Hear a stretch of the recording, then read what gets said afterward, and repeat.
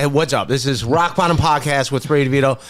Myq Kaplan, what's up, buddy? Hello, nice to be here. Always a pleasure to talk to you, Ray. Very funny comedian. Oh, that's nice of you to say. Known you for years. And then Max Marcus. Yeah, thanks for letting me. A young gun comic. Yeah. Yeah, producing the show. Yeah, recording this. Filling in for Sam Ruddy. Sam Ruddy, who we all love Sam. Love. But she's got to do an hour tonight, and she said her voice was down. So it's like, all right. So I was like, it's fine. We got Max. Yeah. Absolutely. Always Couldn't do filling. it. Yeah. Yeah, hell yeah. Wearing his best Kevin Garnett t-shirt. Yeah. The big ticket. The big ticket. I love KG.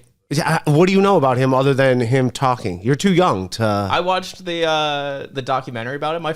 I have a friend that worked on the KG doc, and it was just getting to see everything about him, like how bad those Timberwolves years really were, in terms of not him getting the help he needed. Yeah, when your second best player is Wally Szczerbiak, Yeah. who like played, he's we're losing you on basketball. I'm excited to hear about that. I like learning. But no, he forced his way. I don't know if he forced his way out of Minnesota, but he was He stayed there way longer than I think a lot of people thought he should. Well, back then, the NBA, you couldn't just leave a team. It's not like today where you can where the players got all the influence. Yeah. And also like basketball is different than football because there's only 12 players. Counterpoint, I think basketball and football are the same. The same sport? Yep, to me, they're the same. Well, because there's only 5 basketball players and they play... They do everything. 5 on the court at the same. They play offense and defense. Where football, you got 12 guys that play offense, 12 that play defense. So unless you're like Tom Brady, like well, I guess a quarterback is kind of different, but pretty much like you don't have that much influence. Where in basketball, like dudes can like LeBron did it to Cleveland, just held us hostage as a team. Turns out it worked out because we did win a championship, and Lord knows we were never going to win one if we didn't have one of the greatest players ever. And now you're great. I mean, this Cleveland team is awesome. So it worked out that he held us hostage, even though I like to give grief about it, and I act like because he keeps leaving and coming back, Myq. I don't know if you know that. I've heard tell. Sometimes it makes it up the charts into the regular news, news? The non-sports news. Yeah. So like he's like an absentee father. He comes back every once in a while for Christmas, and you love him, and then he leaves again, and you're like, screw that guy. Oh sure. So, well, I guess I just want everyone to be happy. And how do we do that? I don't. Well, it's fine now. Now I don't want him back because he's gotten old. Oh, like now he's gotten old, so it's like, all right, it's like, you kind of came and went, so stay away now. All right. But I do think he's a good dude. But yeah, I would always do this as a joke where I go, call me petty. I can't root for him if it's not a Cleveland uniform. It's it's like rooting for your ex-girlfriend to have sex with better-looking dudes. Like that's a fun joke. Yeah. I don't know all that much about basketball, but that makes sense to me. Yeah. So that's it. Before we go on, I want to shout out to I got sponsors. Wow. Congratulations. VictoryPost.com. I'm wearing their deodorant, even though I just biked here. So. I can't even. And he doesn't smell bad. So how powerful is that deodorant? Yeah, it's a great endorsement. VictoryPost.com. Put in Raymond, get 15% off your order and free shipping on your first delivery. And then SilkCityHotSauce.com. Check out SilkCityHotSauce.com. Put in G-Hole, save 15% on everything. Jeff Levine and the boys doing fine things. All right, those are my sponsors. Nice. Is that a hot sauce that you like a lot? I do, and. I don't like the way I'm going. Like I'm just doing the road full time, and then I'm also like. So you're just drinking hot sauce only on the road? Yeah. No. Oh, okay. You eat other food. But Stay awake at the wheel. No, but here's what I will do. Like I don't know how people feel about. Like I like chunky soup. Chunky soup is great. I love chunky soup, and I'll get like the oyster crackers, and I'll get like split pea and ham is probably my favorite. And then I'll just do that in a bowl. I have a bunch of cans in my trunk because like you don't got to refrigerate them. You don't. So like, and I'll eat a lot of that, and I'll put Silk City hot sauce in it. So I put on the road chugging cans of soup. As you drive. I'll be in a hotel or I'll be fair enough. At home or something. But like it's not a bad. It's like it's probably not what Silk City hot sauce wants to be known for.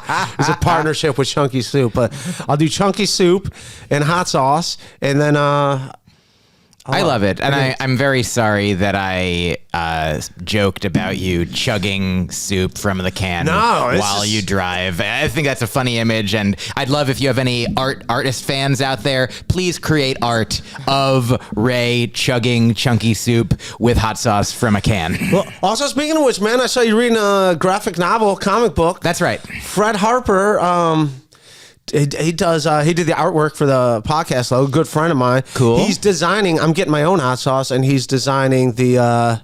Wow. That's awesome. You're going to be competing with one of your sponsors? No, it's going to be at Silk City. Oh, Hot wow. Sauce. You're going to be getting my own brand. Collaborating. What's it called? Yeah, I don't know yet. Oh, I don't wow. know yet. Do you get to decide, or do they decide? The flavors? Are you picking out? It's going to be a very hot one, because I like very hot sauce. How about Ray of Sunshine, because the sun is very hot and your name is Ray? That's pretty. He's good with these words. This is Myq Kaplan. I know a few words. I say words once in a while. He's been known. You're. I play with a word here or there. It's very. You obviously know this guy over here, Max. We know each other. Go way back.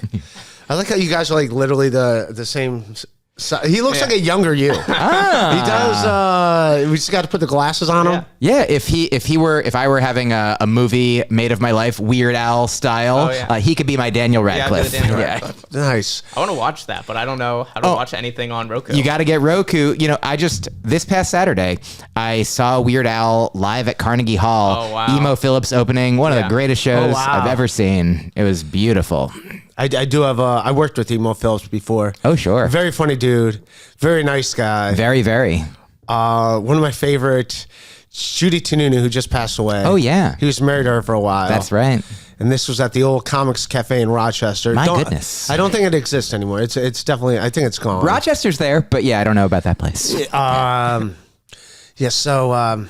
There you were. Were you working with both of them? Judy and I was Emo? working with Emo. Got it. And it could be a very blue collar room, because I've been there a few times. Like even I was thinking, like, I don't know if this is going to be like an emo crowd. Fair. You know what I mean? Because and I got to give him props. He crushed, as he should. Like I knew he was funny enough to crush. It was more like they're like just beer chugging. I don't know if they're gonna have the patience to sit through. Oh, sure. You know what I mean? They're not chugging soups, my friend. Yeah.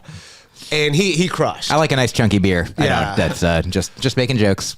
But yeah. Oh yeah. Emo is he's a real treasure. Yeah. This second day I did Zach Amico and Ian Finance's podcast yesterday at Gas Digital, and they gave me a lot of grief about soup too, and I didn't even mention that I should have went in and mentioned how much I eat chunky soup, and I didn't. But I got a lot of soup.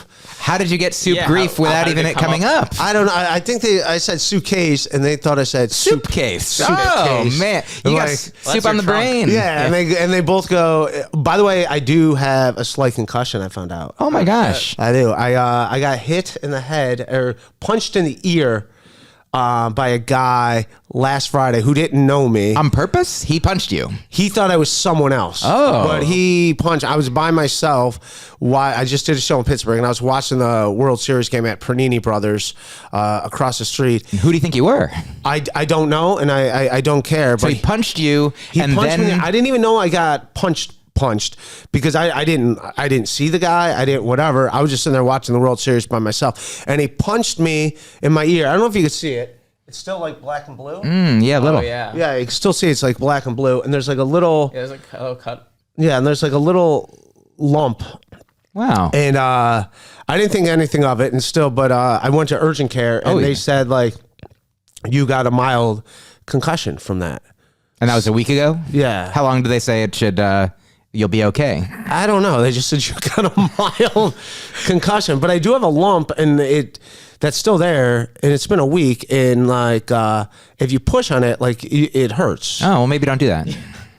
Yeah, but it's eventually I'm going to no go away. doctor. Yeah. But I'm really sorry. But anyways, I talked about this. Did he talk to you? Was he like, oh, did he say sorry? I thought you were someone else. Then he turned around like ready to fight, and he was like, he was my size, but he had like a beer belly, and he's with these two women, and they're like, whatever his name was, like, don't. And then like I tackled him. I tackled him because he was like he just punched me, and he was like. And then it got broken up. I could have punched him. Now here's what I don't know, because I feel like a wuss. I haven't punched anyone since the 7th grade. I could have punched this guy, and I had every right to, and I wussied out. Now did I thought, and I didn't punch the guy. I think that it's good that you didn't punch him.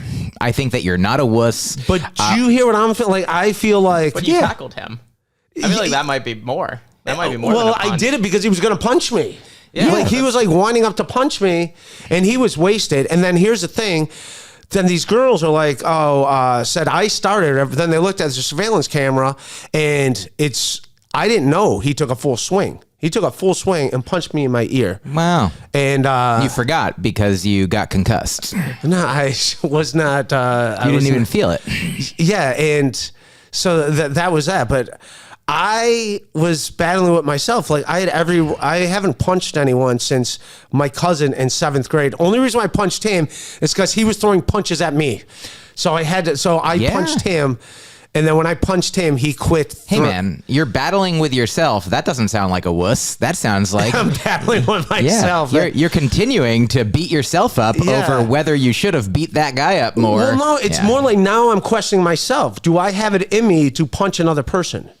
Do you get what I'm saying? And you think that you should have it in you to punch another person? When being attacked, I should have it in me. Should I not? I mean, I don't know if there is a should about it. I do understand what you're saying. Do you see my dilemma? Yeah, I absolutely see your dilemma. Like, I think we'd both rather live in a world. I think we'd all, Max, I'll speak for you as well. Yeah. I think we'd all rather live in a world where nobody punched. Yeah, I think it'd be real nice to that. And of course, if you are under attack, I think defending yourself is a very reasonable thing to do. And it sounds like you did that, as Max pointed out, with the tackle, which does seem like, technically speaking, I think that's a step above a higher level. So yeah, you got, and then that ended it. He got you, you got him, and I think you're fine. Well, I didn't hurt him at all. Oh, well. Like, he hurt me.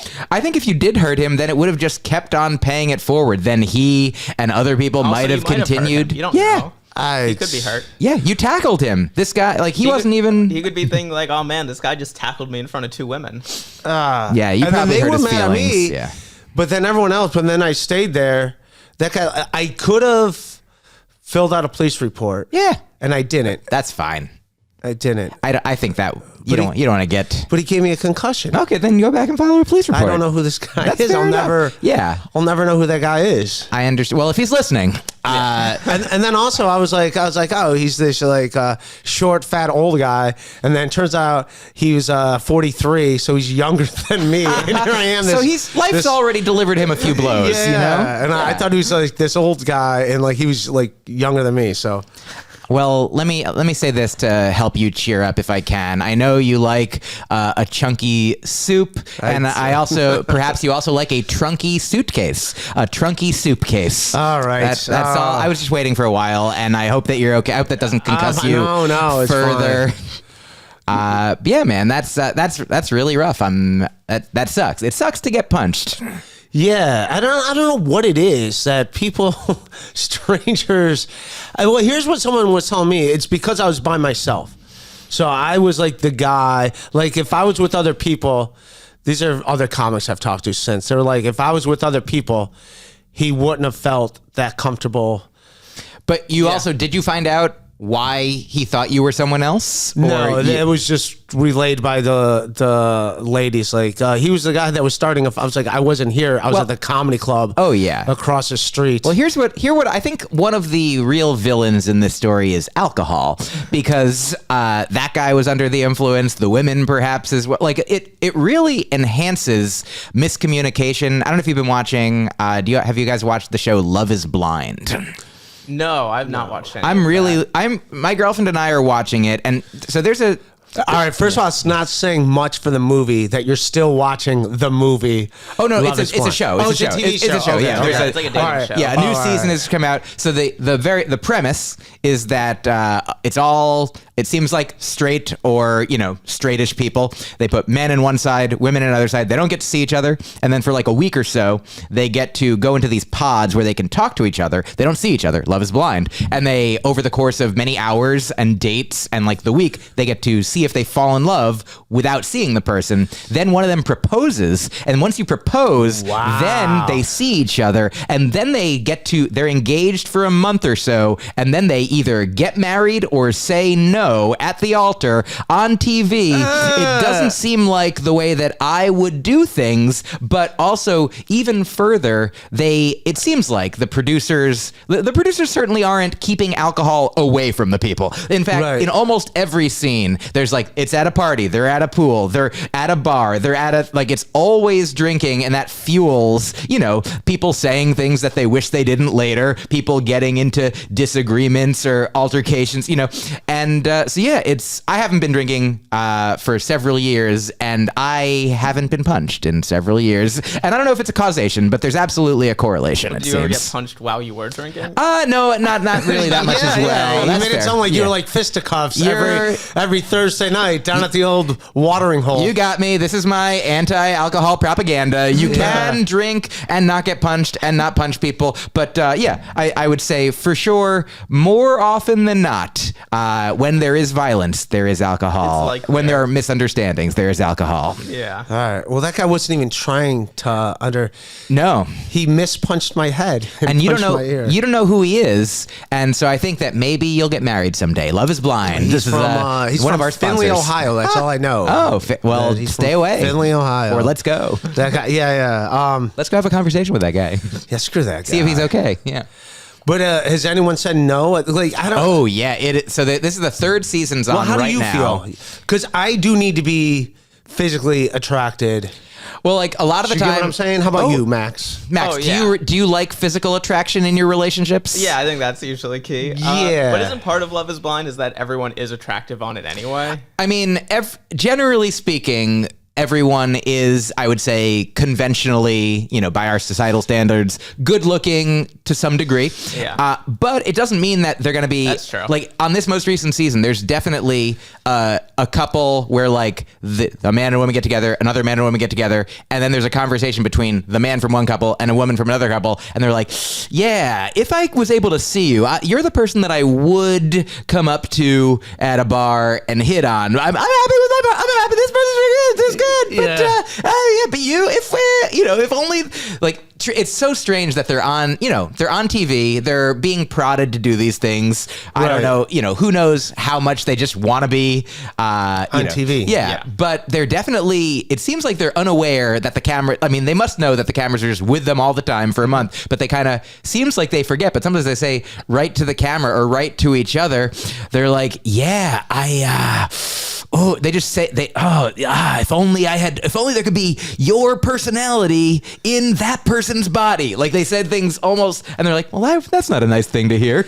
Well, there is ways you can do it. Like, I mean, I like exercising, and I'm like, I run 4 miles a day. What are you into?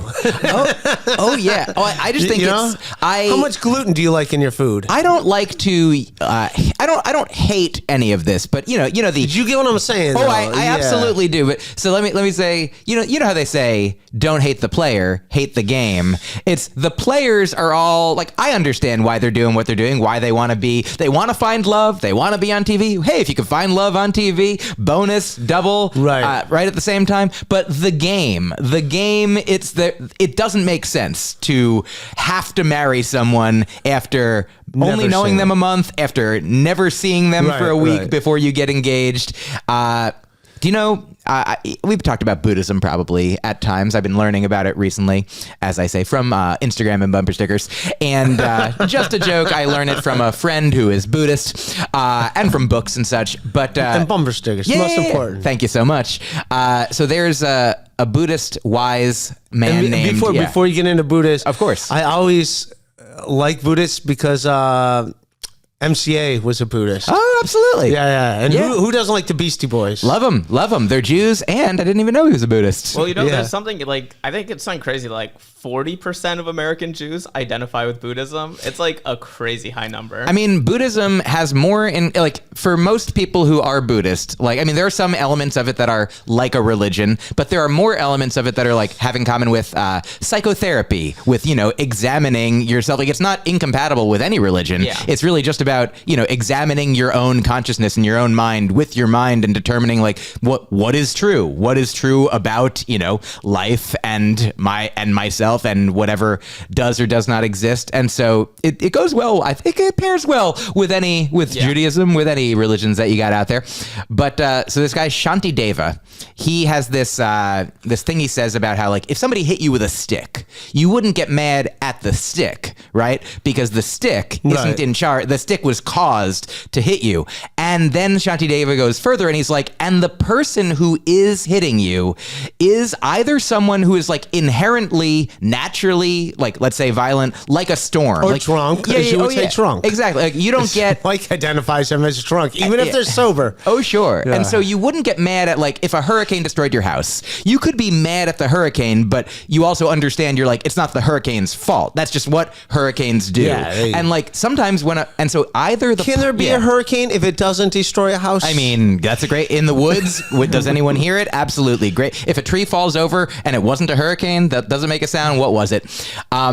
So either the person is, and the idea is that this person is not inherently, he was a baby. Right. Whatever led to him being the way that he was that night, whether it was alcohol that evening or potentially trauma as a child or, whatever it was in his parents' life, like, he's not ultimately, like, none of us are, not to say that we're not responsible for our actions, but when you're a baby, like, you didn't ask to be born, you didn't ask to have the parents you had, like, everything, like, follows logically. So essentially, Shantideva says being mad at the person who hit you is equally silly or equally like inaccurate as being mad at the stick, because the person was just as caused as the stick was to hit you. So, like, be mad at the delusion that we're all under. And in fact, he's probably more under a delusion than you. All right. Well, now to my case, the guy did not have a stick. Oh, yeah. He had who am I mad at? His fist? I mean, or yeah. him?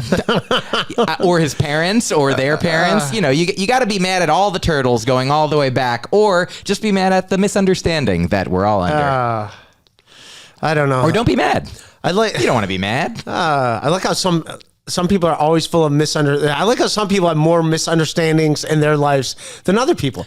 Seems like Absolutely. other people have more misunderstandings in their lives than what you do. I mean, I've only had in this incarnation, in this human life that I have, I've only been me. You really think there's more incarnations? I'm not positive. I mean, here's the thing is, I know that when I've talked to my Buddhist friend about rebirths, about the idea of... I like how you just have one Buddhist friend. Do you call him Buddhist friend? What's up, Buddhist friend? His name's Gus. I'll call him Gus from now on. Right. So when I expressed to him what you have expressed to me, right. Like, I'm like, what? Because essentially one of the core tenets of Buddhism is that there is no permanent self. There is no soul. There is nothing specific that is unchanging, even from moment to moment, let alone from lifetime to lifetime. And so I'm like, well, then what is, if there is no self, then what is it that is reborn? What is it? And he's like, well, what is it that's the same about you that woke up today, that went to sleep yesterday, or that was a baby? You're not made of any of the same molecules. You're not made of any of the same cells. You have very few memories of when you were a baby, yet you're like, but I was that baby. And so that's why I'm like, oh yeah. So I don't know if we're reborn. I mean, I don't know. What I'm saying is, I think we're reborn every moment. I think we're reborn every day, because it's a lot of births. Almost infinite. That's going back. That's like a birthday every day. Happy birthday, right? And people think women celebrate their birthday months. And now, I like celebrating a birth month. It was my birth month last month. This is my birth month. Hey, what's your birthday? It's actually tomorrow. Wow. November 5th. Happy birth tomorrow. It was my birth month, the month before last. It's your birth weekend. Look at that. Congratulations. It was September. How old are you, Max? 28. 28. Nice age. There you go, man. Yeah. It's a good one. Yeah. Hell yeah, man. What was I going to say? But all right, back to this. What I want to... Yeah, please. On the... on that. So when you look out, like think like, all right, I'm agnostic. I'm agnostic, Fair. and I think whether I want, it feels nice to believe in a God. Oh, I love it. Yeah, It's great. Feels real good. And there could be, I hope there is, but I don't know. But I also, no one else knows, if that makes sense. Like, nobody really knows. Now, what if we're just nice to people? Like our instinct, I think most people's instinct is to be nice to another person. And that's also like kind of how... what do you call it? Like animals or whatever. Like it is to keep the species going. It's ingrained to us, most of us, like to be nice to other people. It feels good to be nice to a person, even when there's nothing to gain out of it. Oh, sure. I'll add this. My girlfriend just read a book about sociopaths, and well, let's all look at Max. Like, this is the real reason why you're on this podcast, Dave. Max. Good news tell Max what's wrong with him. No, I don't know what's wrong with them, but what's right with most of us. Most people are not sociopaths by most metrics, by most measurements. Most people have empathy. Most people have, an emotional spectrum and a connection to and a desire for other people to be happy, to, right. Like if you leave me alone, then great. And there was in this book, it talked about how there are soldiers and like police officers who, I think at least soldiers for sure, that if they were supposed to kill an enemy, like there was some percentage, like a larger percentage than you'd think, that if their direct supervisor wasn't watching them, they would miss on purpose because they truly... That was me with the fight opportunity. Exactly.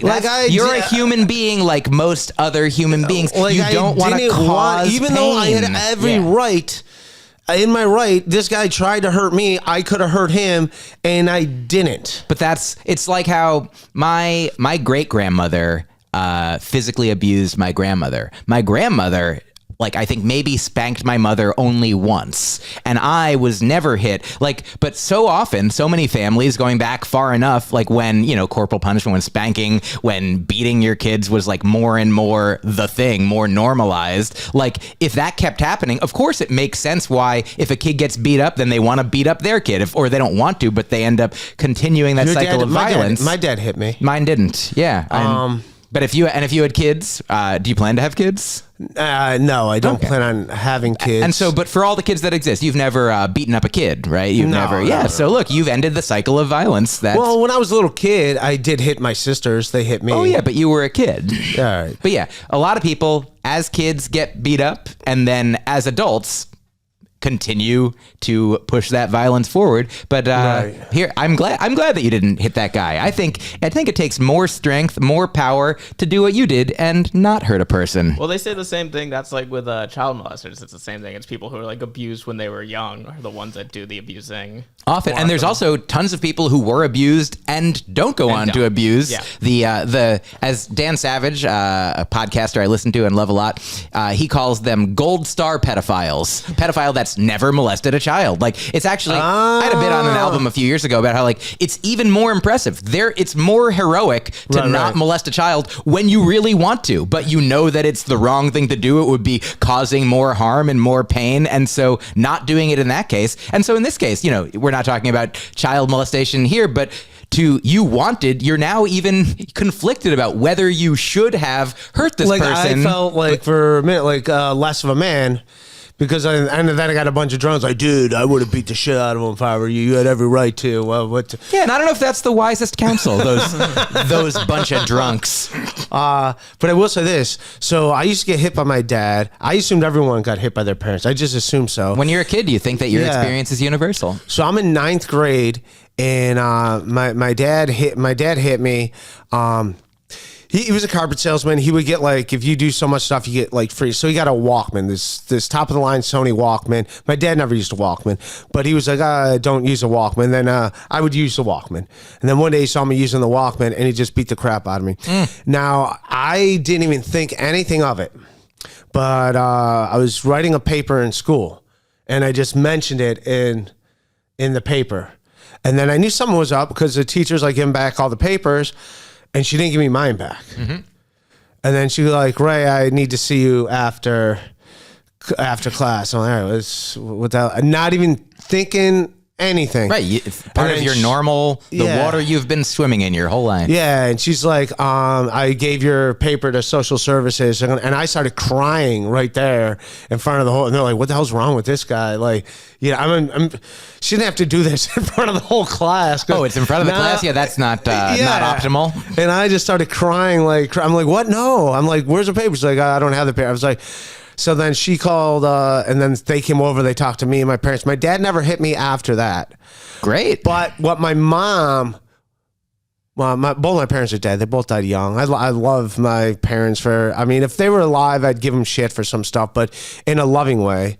But my mom used to use that against me for years. Like anytime something didn't go my way, and I was like, what, are you going to write a paper about this? What are you going to write a paper? Like, would throw it back in my face.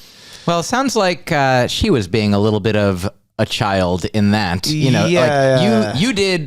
did nothing wrong in this situation. You did nothing. All you did was talk about what happened, which you weren't even told not to. Well, it didn't occur to me that other kids didn't get hit. Yeah, did you get hit as a kid, Max? No, I never. You fucking lucky sons of bitches. Look at you guys with parents that love you. Yeah, I mean, Jews, we've gotten beaten up, sort of in a larger societal way so much. So we're like, let's protect ourselves. Yeah. Like my relationship with my mom, she didn't really like men. She liked my dad. They were best friends. But like my two aunts who are still married to the same husbands to this day, she never liked them. She would always get which I didn't see. She didn't like their husbands? She didn't like their husbands, and I remember she'd always talk down about them, but like as a kid, I'd be like, why are you doing it? Like, they're my uncles or whatever. So I don't know. I see my sisters kind of carrying on with that same way that my mom, you know what I mean? Like when I moved back to Cleveland, I was staying at my sister's house for a few months, and they had an elderly dog, and it would pee and poop in the house. And I was there just like a person. Yeah. Yeah. And I like every once in a while, because it was getting older. And then one day the dog like peed in the living room, and my niece told my mom that I urinated and like I couldn't. I was like, how old's your niece? 16. And so the dog peed, and your 16-year-old niece told her mom that it was you? Yeah, my sister. And I'm like, so when my niece said, and I was like, just having a real, I was like, wait, you think, like, how low does my sister talk about me that my niece would even, like, if I was 16 and like, hey, my Uncle David, if we have a dog that sometimes, I wouldn't be like, oh, my Uncle David. We have to call a detective to figure out. Do you get what I'm saying? Like, it never would occur to me. It was either Ray, the adult human being, or this elderly dog. We don't know. We're going to separate them. Yeah. But like, but what if it's not about her being talked to? It's not your sister talking to your daughter. What if her daughter's just like into the chaos? Just was like, I'm gonna just. Well, here's what I think it is, because like I just moved in there and used to having that whole like kind of like she's got like a sheltered life, which is fine. I don't hate my niece or whatever, but like it just really hurt me that, all right, two things are going on here. What is my sister saying to me about me to my niece to even think that was like a realm of possibility? And then also, like, what does my niece think about me that she thinks it's possible that I could pee in the middle of a room? It's not, I wasn't drinking there or anything. This is when I found out I was having non-epileptic seizures. Oh, wow. And stuff. So, I mean, I was... You've been through a lot, my friend. Yeah. So, but that's just, I was like, this is my only family. This is what you guys think of me? Like, that's what hurt. Did you ask why she said that? I did. And my sister was like upset with me. Like, why are you talking to Megan about this? Why? It's like, she thinks that it's possible that I would urinate in the middle of a room. Well, I think it's very reasonable. You get what I'm saying? Like, to ask why a person said an untrue thing about you. Yeah. Yeah. And then, so it is what it is. Like, my sister's like from afar. Like, back to my mom. Like, my mom, she didn't like men for the most part. Like, she liked my dad, but outside of that, like, she wasn't. She like you? No, I have ADHD and anxiety, so I would always get in trouble a lot when I was a little kid. Then when I got to like middle school, eighth grade, I'd play basketball 8 hours a day. I was a fat kid, and then I would get it all out. I would play basketball. I get all my anxiety out, and then I ended up getting good grades. I quit getting sent to the principal's office for whatever. Just I wasn't mean. I would just disrupt class. But then my mom would see other kids in the neighborhood get in fights with their moms. Like the kid next door was on drugs, and he'd always yell at his mom, and they'd have like fights. And then my mom would see like some of my friends or some of the other kids in the neighborhood, and then she would realize by default to appreciate me. Kind of like, oh, my kid actually gets good grade. He doesn't yell at me. He's not trying to fight his parents. My kid's not so bad. And that's when she started, like, we had a good relationship, but it didn't take until I was like 16 or 17. I'm the only one of her kids that got good grades, the only one to go to college, graduate from college. I got an MBA, and like, I'm the only one. My sisters are both happily married, and they got very successful husbands, so they never had to be a breadwinner or whatever. They're just like, but like, it's just, so I see my sisters picking up my mom's mentality towards me, how they I think they look at me the way my mom used to look at me when I was a kid. Now, my mom grew out of that when she saw like, oh, my kid's actually like gets good grades. He's not on drugs. He's not like trying to fight me every other day like these other kids in the neighborhood are doing with their parents. So I don't know. I didn't mean to turn this into therapy. No, I'm fascinated to hear. It's very complex, and I'm sure that if you lived with your sister and your niece long enough, then they would see all the other neighborhood kids peeing in their homes and being like, "Oh, it's like Ray isn't doing that." Well, it is different. Like, they live in a neighborhood where, like, when I was a kid, like, everyone was on top of each other, like the neighborhoods. Where now, like, they live in, like, they don't interact with their neighbors at all. Like, it's a different day and age out in the, they're out in the suburbs where like people don't really interact. I understand. Did you grow up not in the suburbs, or? Well, it's Lakewood now. It's right on the west side of Cleveland. All right. When I was there, it wasn't a nice neighborhood. Now it's like, not that it was a bad neighborhood, but now it's like the trendy area. Cool. So like now, like, but I only lived with my sister for like 4 months, and then I was like, I wanted to get out of there too, because I'm like, oh, I can't. What was your life growing up, Max? What was your? Mine was fine. We just moved around a lot, so that was the thing. Where'd you grow up? I was born here. We moved to Atlanta, where my siblings were born, and then Jersey, Philly. So I moved to outside of Philly when I was like in 8th grade. Were you guys on the run all the time? Why so many moves? My dad just like changing jobs. He just all right, that sounds suspicious. Yeah. We just conveniently have to move out of state again. Yeah. That could be. Was it rough? How did it feel? Yeah, the 8th grade. I mean, I think 8th grade is a rough time to move to a new. Yeah. To be like the last year of middle school. Oh, yeah. I did that also. Yeah, where were you started? I was always in New Jersey, but my family, when I was 12, like, they wanted me to be able to finish 8th grade where I was, but the house sold soon, so we moved away, like an hour away, and I had to start a new school, new kids entirely, 8th grade. Yeah, I think part of it was also, so we were in New York, we went to Atlanta, and then we were down there when like 9/11 happened, and I think my dad had a thing where it's like, oh, if the world's ending, I don't want to be in Georgia when it ends. So it was like we had family in Jersey, so it was like also partly to go closer. Oh wow, you are young to think, because I remember like I mean, we were young adults at the time of 9/11. He's 28. Yeah. That's we moved a few times, like. So, I mean, I had to change schools, but I didn't mind it, because it was kind of like starting over. You know what I mean? It was like, hey, a new beginning. Sure. I can understand that. For me, it was, I had never started over before, and it was sort of like a very sheltered life before that. Like I went to a very small school with like the same kids from kindergarten through 7th grade, and I was like just comfortable there, and then all of a sudden I'm like, I didn't see it as a new. I was like, oh no, it's new. I was afraid of the new beginning. I didn't know how to meet kids, because I never met kids, because I just always knew the kids were just always there. There's always part of my life. So I became a little more solitary. I was pretty introverted from really? See, I was out of it, because you saw what was going on in my house. Mm-hmm. So like I was quick, like I was never home. Sure. Like I was always out. Like I'd be playing basketball at Cadell, which was down there. That's where Tamir Rice, the kid, Which it was a great place, because that was a great place. I played basketball there. It's a Puerto Rican neighborhood. I was the only white kid on the team. I would do a joke about this. Like, they all got the little Kenyon Martin lip tattoos on their neck. Like, we were all going to get them. And, like, 4 of the guys got that tattoo. And I wanted to get one, and my mom said no. Then I would look back like 20 years later, like, good call, Mom. Like, oh, yeah. Good thing I don't have a little lip tattoo on the side of my neck. Very sensible. But, I was more in my home. Yeah. I was just in it, hibernating, hiding out.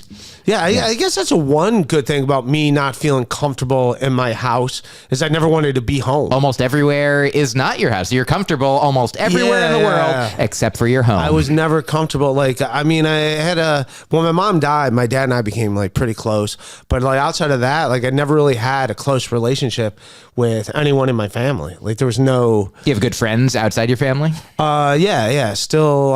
That's great.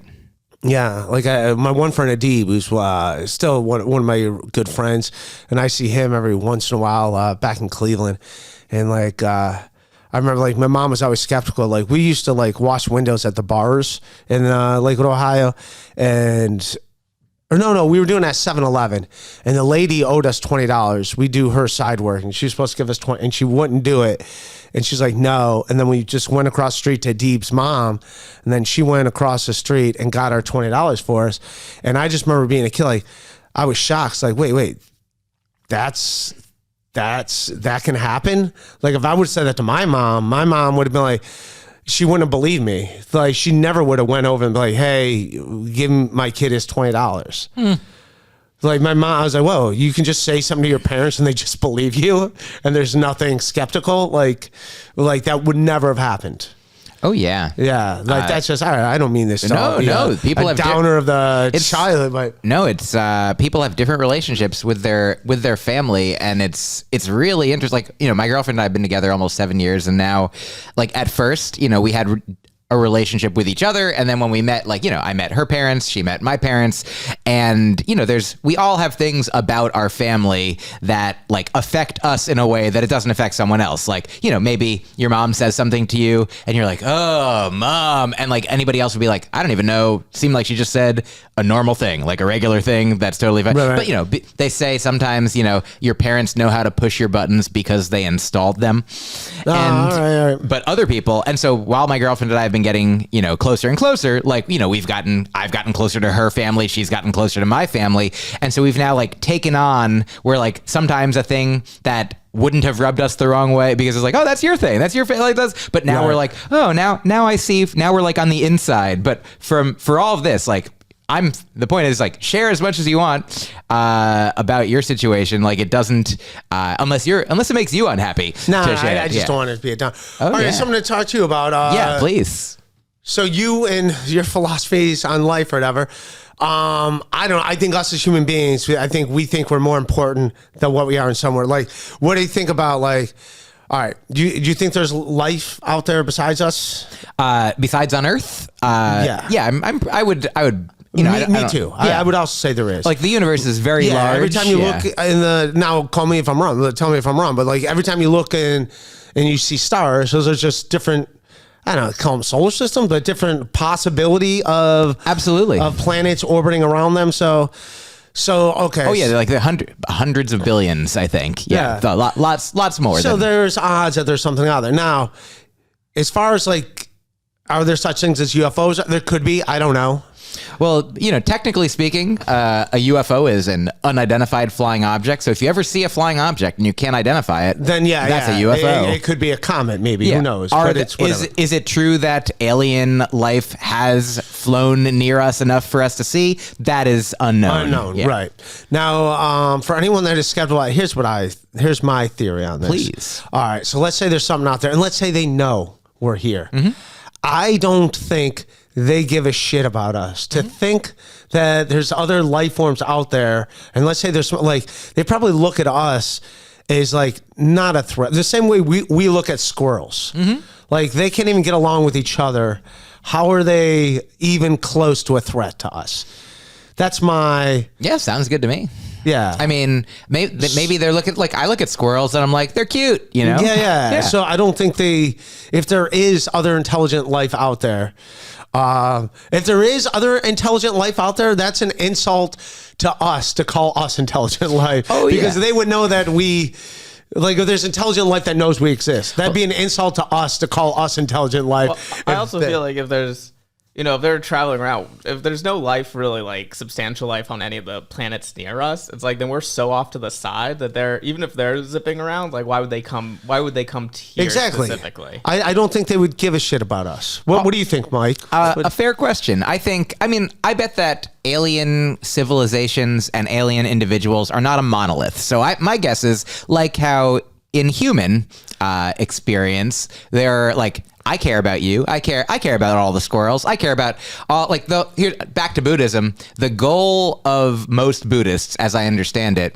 is to become enlightened so that you can help everyone else also become enlightened, which involves helping everyone, all sentient beings in the universe, in the multiverse, in every dimension, all sentient beings gain happiness and decrease suffering, like eliminate suffering, increase happiness. That's what we're all trying to do on an individual basis. We all want to be happier and less miserable. We all want, that for our loved ones. We all want that for the people that aren't bothering us. And like in Buddhism, the goal ultimately becomes like also for the people that I don't like. I would like them. Like, here's a fun story from my Buddhist friend Gus. Gus shared with me once that a politician had died, and he learned that, and he was like, "Oh, that's a shame. That's right. That's so sad." And then somebody told him, like, "Oh no, that was actually a homophobic, racist, sexist politician. So it's actually not bad news that they died." And Gus was like, "Oh well, then I guess it's a shame that they didn't live long enough to see the error of their ways and atone and make amends and and grow from it." Like, because we have seen, of course, throughout life, there are people who have been murderers who have then found a more noble path, a religious path, a spiritual path, or just a more ethical path. Like we've all ourselves, I'm sure, done things in our past that would be like, man, if I had the knowledge that I had now, I wouldn't have done that thing. I wouldn't have said that thing. I wouldn't have hurt that person. I wouldn't have on a different scale.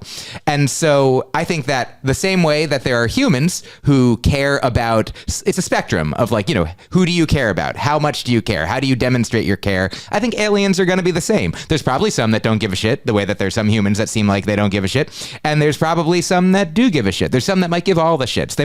Maybe there's some out there that are trying to help us, trying to send us signs. Well, there's nothing to really help or not. Like, I do think there's probably like lives that existed on planets and but that did exist and don't exist anymore, because that's just the way, like, something's eventually going to take us out, whether it's a natural something or whatever. Like, so I mean, that's the way. Like the dinosaurs, something took out the dinosaurs. Yeah, that's true, but it hasn't happened to us yet. So I'm still I'm still hopeful. Hopefully, it's not going to happen in our lifetime. Hopefully, it happens the day after the last one of the three of us die. Yeah, that's the day. I hope it all fucking.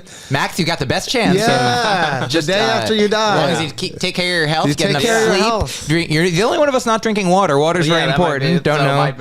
I might be first. No. It's when the last one of like let's say I die first, that's fine. Then Mike dies, and then if it goes in order, yeah, and then when you die the day after that could be. I mean, I know I have some friends that are younger than 28 also. As soon as anyone that any of us knows, spoken like the Buddhist he is speaking. There's a Buddhist blessing that I heard about. It's grandparent dies, parent dies, child dies, and it's a blessing because that's the order you want it to happen in. You want it to go, the oldest generation, then the middle, then the youngest, and then so on and so forth. Yeah. So let's hope. So let's hope when Max's great grandchild. Yeah.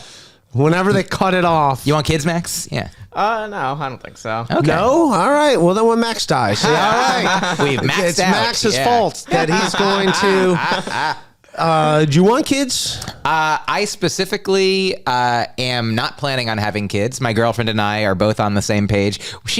Her mom had her very young. Her mom had her when she was about 20. And then when her mom was in her 40s, she was remarried and had 5. She has 5 kids now. 5? So, yeah, there's adopted 2 and 3. All right. The classic. And those 5 kids are between the ages of 9 and 16 now. So we have children in our lives that we're, helping to influence and impact and be there for and care for as much as we can. They live in Kansas City, so we visit there when we can. We FaceTime with them when they're at their mom's instead of at their other moms, where they switch off once a week. But yeah, they're cool. We're kind of like their grandparents. So I don't have kids, but I do kind of have these, right. You know, like I guess they're in-law grandkid types. Yeah, that's no, that's what's I was gonna say? Like, that's how you don't realize. I don't know about you, Mike. Like, I forget that I'm getting older. Like, I told you when that guy, and they're like, he's like some old chubby guy, and then it's 43, and it's like, wait, am I not seeing myself as someone kid? Like, do you feel like that sometimes? Like, you know, I'll tell you this. My mom, like, I forget that I'm an adult. Like, it's almost like you still feel like, well, it's changing so slowly for you, so you don't get to see. But like, my mom had a lunch with two friends of ours. That, I don't know if you have people like this in your life. They were like my parents' friends when I was a kid. I didn't know anything about them other than like, oh, these are nice people. Like, I don't know about their political leanings, right, their religious practices. Like, I don't know what their favorite food is. They're just like, oh, my parents would I'd be near them sometimes. Right, like, seem like nice people. And my mom hadn't seen them in many, many years, like maybe 10, 15 years or something, just by happenstance. And they got lunch the other day, and my mom told me, she's like, it's the weirdest thing. And I was like, what's so weird? She's like, I guess the weird thing is that like their children that to me were children, they're now adults, and like they have like whiter hair than they used. And she's like, I guess I'm not the only one that's aging. And so she was like, my mom's aware that she's been aging, but she was like, I thought everybody else would just like freeze in place. Oh, really? Like, I mean, it's a strange. So I guess your mom all right? I think so. I mean, you know, as much as any of us, so who knows? But, you know, it actually reminds me of an Emo Phillips joke. I never even got to my stupid emo fucking story. I love it. Well, yeah, can I tell you this? I'll tell you this joke, and you tell me the dumb story. I feel like you told the story. He's like, he did great, but he has got this joke. It's something, I'm going to paraphrase it and not do it justice, but it's the general idea is, he's like, I was out the other day and I saw my Timmy from third grade. It's been so long, you old so-and-so. And then this kid runs, mommy, screaming to his mom. And I was like, oh, that's right. If that were Timmy, then he would have grown up too. Yes, nice. And so, yeah, so I feel like my mom had that experience with her friends. She was like, you know, you remember people, like in The Matrix, you know, like it's like, this is the impression that you have of either yourself or this other person. And we have this idea of it as permanent, but of course it's not permanent. Right. Ourselves, our bodies, our lives are not permanent. Neither are anybody else's. We're all just relational. But yeah, please tell me, finish the emo story. Back to the emo thing. Yeah. So, like I said, he crushed, and it's like kind of like it's a blue collar. It can be a rough crowd, like, you know, not the most sophisticated sometimes. And I guess Chudy Tanunu was there a few weeks earlier. So we're in the green room. It's just some kid that's like 22 that like is just hanging in the green room with us, like one of the door guys in between shows or something. And so he was like, he's like, hey, I saw you guys had Chudy Tanunu here last month. How did she go? Expecting to hear a great compliment. And he just goes, she sucks. They hated her. Like, it's like, and I'm the only one sitting there knowing, my goodness, that they used to be married or whatever. Sure. And I just wanted it to be, you know, like nothing I can do in that moment. But I was like, that kid obviously had no idea that they used to be married. No. You know? I knew it. I don't think emo knew that I knew that they used to be, but I'm just sitting there like, sure, knowing how emo wanted to hear the nothing but compliments, and then that kid just giving the honest truth or whatever. And it's like, because I could see her not. She was a weird act. Yeah. So what the hell was I going to say? Oh, in the news today, Nancy Pelosi. She got attacked. Her husband got attacked. They've broken her house or whatever. Yeah. First of all, that's insane. That's obviously insane. But that like shows you like it seems like first of all, like, all right, where was security ever? She hired security to monitor her house. That's what I've only haven't seen full up to date news, but yeah, apparently they have video, and the Capitol Police were able to look at it, but apparently weren't looking at it. Yeah, they in a weren't timely looking fashion. they were being paid to like monitor. So that's a big slip up. So whoever was in charge of watching the monitors at that time. Oh yeah, for that to be not like that's because I guess I get it in a way. Like if you're like for instance, where I stay now, there's a Sheetz Wawa, the stores. Oh yeah. But there's a Sheetz not too far from where I stay in Ohio, and I'll go there sometimes late night. And for a while, they had a police officer in there at night, and he was there for like. I'll go in there late at night, and he was there for like 2 weeks, and he was gone. So I asked one of the girls working there. I was like, "Hey, you guys had a police officer? What happened?" So like, "Yeah, we got robbed at gunpoint a few weeks ago." While he was there? No. That's why he was there, because he wasn't there, and then out of nowhere, now there's a cop every night. Got it. So I'm like, why? And then, why is there a cop here? Yeah. So and then he was gone. Yeah. He was there for like 2 weeks, and he was gone. And he's like, "Yeah, we got robbed at gunpoint." And then she told me that the guy that robbed him at gunpoint got away with $142, and that's it, because that's all the money, because everyone uses debit and credit. Oh yeah. So there's like no money.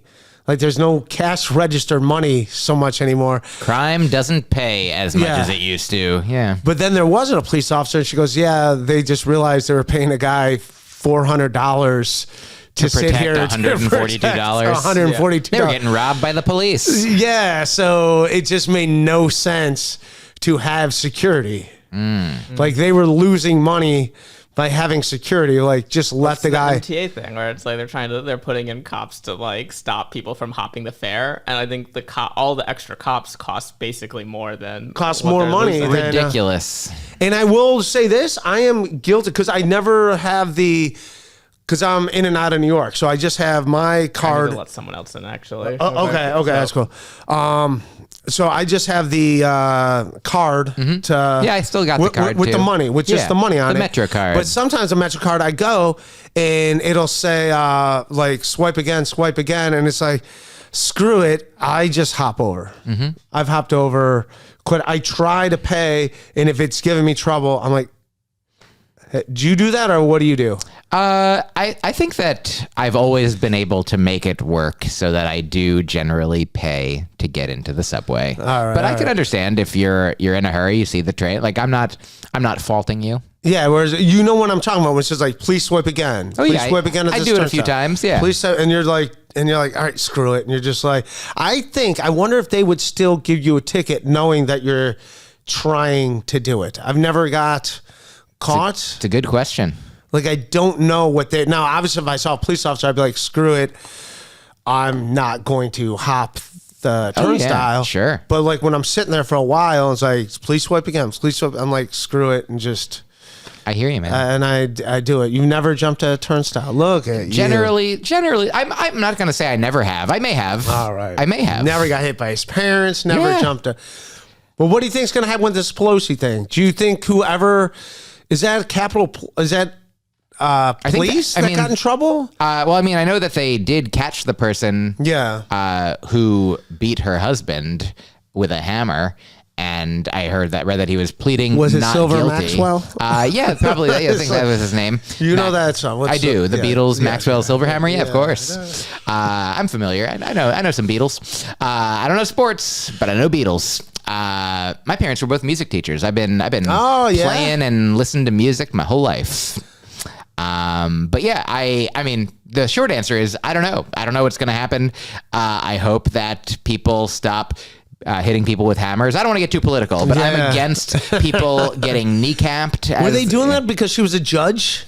I don't think like a judge, a hammer, judge hammer? I think the gavel. The gavel. Was it a gavel? I don't think she is a judge, so I don't think. Oh, she wasn't? No, she's a congressperson. Oh, yeah. That's all she is? Oh, she's I thought she was in charge of something. I mean, she's I think she's the majority leader in the House of Representatives. You know, she's like the top Democrat. Did I think she was like a judge? No, she's not the Supreme Court. Who's the new Supreme Court? It was a Democrat. Now it's not. Oh, I mean, there are... Someone died. Ruth Bader Ginsburg. Yeah. She is a different person, but yeah, she was a Supreme Court justice, and now there's still 9 of them up there, but couple, 6. So she was a Speaker of the House. That's right. That's right. And people went into her. And maybe office. she does have a gavel. Maybe as the Speaker of the House, she has to be like order. So I'll give you that. But I don't think I don't know what the guy's motives were. If he went in with a hammer because if he was trying to be that poetic, or if he was just a mentally disturbed, violent person. He had a Thor costume. Maybe his parents beat him with a hammer when he was a kid, and he's just like, went in with Thor,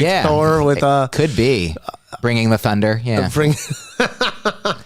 Yeah, I just read the guy just got out of the hospital, so that's good. I'm glad he, was not murdered. That's pretty good. Yeah, I like when people aren't murdered. As someone that was also attacked, I can identify.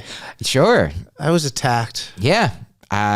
It's real rough, and in my birthday month. Can you believe it? Wait, when did it happen? It was pre. If only it was your birthday, then it would have been. Then I'd be really mad for you. But it wasn't even your birthday month. Yes. What else I want to talk to you about? So that whole, Kyrie Irving, the basketball player. I do. I read about it. Yeah. So he, Donaldson, Robert Donald, whoever the guy's name is, he had a movie, a book, essentially saying Hebrews to Negroes is the name of the book and the documentary that he did. And it's a lot of anti-Semitic stuff, basically saying that Jewish people ran black people out of Israel. Yeah, I don't have you have more details than I. My understanding is that there is a very anti-Semitic documentary that Kyrie amplified, retweeted, or tweeted about, and people were like, "Hey, there's stuff in there that's not true and is harmful and hateful, especially in this the environment today where there's more anti-Semitic, anti-Jewish violence rearing its head." And he. So by the way, I want to Danny Polchuk. You know Danny Polchuk? I think so. Yeah, very funny comic. We were both at Brooklyn Comedy Club last night. And he's a Jewish comic, and he's very, very funny. So this is his joke where he goes, Kanye came out and said, Jews control the banking system, and then Jewish people shut down his banking account, and then his bank account shut down. And they goes, Jewish people control social media, and he goes, and then he had his social media shut down. It's like, as a Jew, I think we could have handled it better. It didn't have to be too on the nose. I think Kanye just lost his mind. I didn't know he had that many sponsors. He lost 22 of his 22 sponsors. Oh, I also didn't know that was that many. I didn't know he had that many. I didn't know he was with Adidas and all these. With all his craziness in the last 2 years, he still had sponsors. I guess it wasn't. It didn't reach that tipping point yet for them until because it was previously a lot of his focus in the last couple of years seemed to be just on Pete Davidson, and I guess Pete Davidson isn't as powerful as everyone else. But back to the Kyrie thing. So some people are upset, what? Well, Kyrie didn't make that movie. Kyrie didn't write that book. All right. He makes his money playing for the NBA, right? So he's you have free speech. You can say whatever. Kyrie wants to tweet, that's fine. But guess what? You can't do it as an employee of whatever. Let's say you work for Nike, and then you had some hate speech against, let's say, Polish people for whatever reason. Polish people are the worst. They're garbage, blah, blah, blah. And then Nike's got every right to say, yeah, we don't want you as an employee anymore. Oh, yeah. You can get fired from your job or suspended for your job for things that you say and do. So people that are upset capitalism. saying, so people that are upset saying Kyrie can do it, it's free speech. Yeah, he can. But then there's consequences when you're an employee of something. It's not like Kyrie is his own guy. He's not an employee of the NBA, an employee of the Brooklyn Nets. So I just think that's... and by the way, I have no interest in seeing that documentary. I guess it's all... I did watch the trailer. And it doesn't look good. But it's not nice. Here's the deal. It's anti-Jewish people. It's also anti-Christians. So it's how everyone is taking advantage of... the black people from Israel. It's so interesting because, I mean, of course, black people, especially in America, have been exploited and abused for, and to this day, still, systemically, like there's a lot of things to legitimately complain and gripe about, and Jews and most reasonable people will be on your side. I mean, anti-Semitism is bad, racism is bad, sexism, like all the negativisms. Like that would be great to stop all those. Yeah. But you don't want to replace one with another. Yeah, it's like he handled it the wrong way. You want to get your message. There's other ways to do it than like condemning other, especially like a false story. I don't know this. I'm assuming it seems like it is not full of factual evidence. Yeah. And as someone that I guess grew up, I mean, I identify as, like I said, agnostic. I would like to believe there's God, and go for it. Give it a shot. Yeah, give it a shot. Go try. If you wanna, you can. Well, it is like one of those things. Like, why not? Like, why not? But, I mean, what's the worst? Like, what's going to happen happens anyways. It's like playing a free lottery ticket. Someone just gives you a free lottery ticket. It's like, hey, hang on to this. It's like, all right, sure. I don't really believe in the lottery. So, but now, do you think it's worth, like, people that go out of their way to be a nice person because they think there's going to be some grand reward at the end? Now, are you truly being a good person, or are you only doing it because you expect something at the end? I don't know the answer to that. Do you understand what I'm saying? I do understand what you're saying. Like, I mean, I'm glad whenever anyone does kind things and helps people for whatever reason. I'm on board. I would rather people help people because they think they're going to get something for it than not help people because they don't. All right. Yeah. But like, is it actually genuine if you're like waiting for a payoff? Well, like, would you not help that person if you didn't think? Well, for the person who's like getting food that was hungry, or the animal that's not getting murdered, or whatever it is, like, they don't care why the person's doing it. If you're being well treated, then it doesn't matter why the person is treating you well. Yeah. And I will say this, do you know this thing? Sometimes they say that you're not punished for your anger, you're punished by your anger. And that the anger itself, like, here's a Buddhist story for you. There's a monk seated by a river, let's say. A lot of Buddhist talk. Yeah, oh yeah. I love it. So there's Max, welcome back. There is a monk, a Buddhist monk seated by a river, and a samurai, a warrior, a big brutish oaf comes up to this guy and is like, I hear that you can teach me things like what about heaven and hell? Teach me about heaven and hell. And the monk looks up at him and says something like, oh, that's actually, for somebody like you, this big, brutish, aggressive oaf, like, that's not information that I can offer you. And that makes the guy even madder. And he raises his sword up to strike him down in anger. And right as he's about to do it, all angry, the monk points at him and he's like, that's hell. And he's like, whoa. And then he understands that the monk, like, essentially risked his life to give him the teaching that he asked for. That's what he asked for. And the monk risked his life. And so the samurai drops his sword and then sort of like bows and like drops to his knees and like is like offering thanks to him. And he's like, thank you so much. And then the monk points at him and is like, and that's heaven. There you go. I feel like that is like, I don't know what happens after we die, but truly, who's the monk that set himself on fire for the Rage Against the Machine album? I don't know his name. Don't know him personally. I don't know his name. Yeah, I know he didn't do it for Rage Against the Machine album. Yeah, I think Rage Against the Machine just used that as the cover. He's like a famous monk. He set himself on fire to how much more time do we have? We should probably wrap up. There's another person. Okay, cool. But I think he because what was he protesting? He was protesting I think China taking over. I think it was a Tibetan monk. This was you know what I'm talking before my time of Buddhist knowledge. I think it was before Rage Against the Machine. Oh yeah, and it would be hilarious though, or not wouldn't be hilarious, but if he did it just to be on the cover of Rage Against the Machine, that would be in a way funny, and also I would. And then Rage Against the Machine breaks up the next day. I'm like, I set myself on fire for nothing.